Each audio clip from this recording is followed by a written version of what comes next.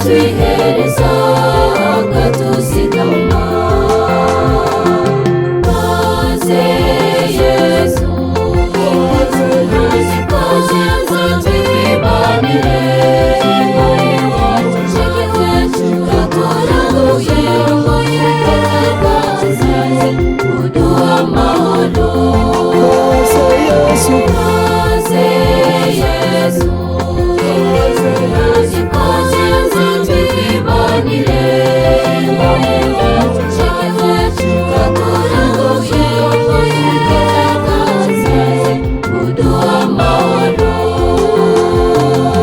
Umukama niwe mizero yacu ngo tugende, umukama niwe buzima bwacu tujye mu muhanda. Umukate n'umubiri niyo atwihereza akatuzigama. Maze Yesu azikoze nzatwibanire gatoraguye kakazaze uduha amahoro. Maze Yesu azikoze nzatwibanire gatoraguye kakazaze uduha amahoro. Umukama niwe adukiza inzara ngo tugende, umukama niwe adukiza inyota tujye mu muhanda. Umukate n'umubiri niyo atwihereza akatuzigama. Maze Yesu azikoze nzatwibanire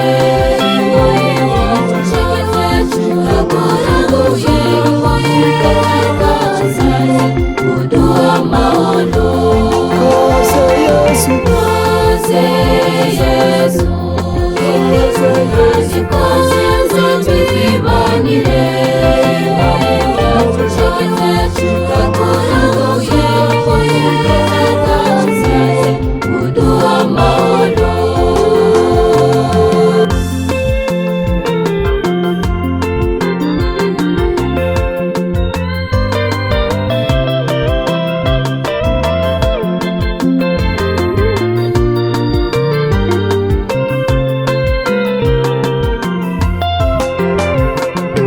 Umukama niwe mahungiro yacu ngo tugende, atubera inyishu y'ibibazo byacu tujye mu muhanda. Umukate n'umubiri niyo atwihereza akatuzigama.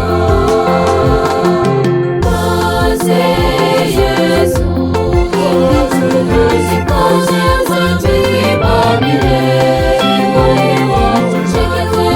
gatoraguye kakazaze uduha amahoro.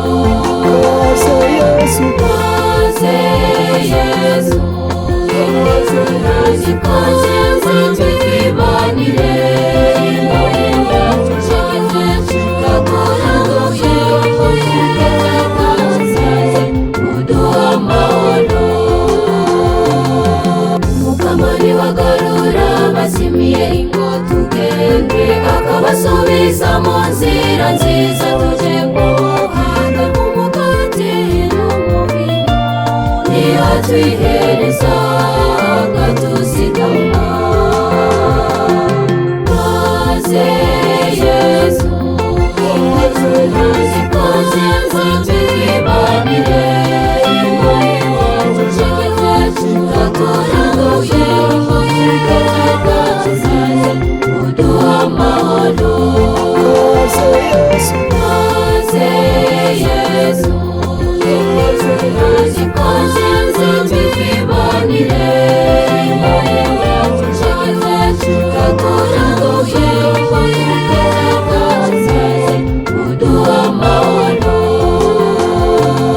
Umukama niwe mukiza wacu ngo tugende, umukama niwe wazabihemuye tujye mu muhanda. Umukate n'umubiri atwihereza akatuzigama, maze Yesu azikoze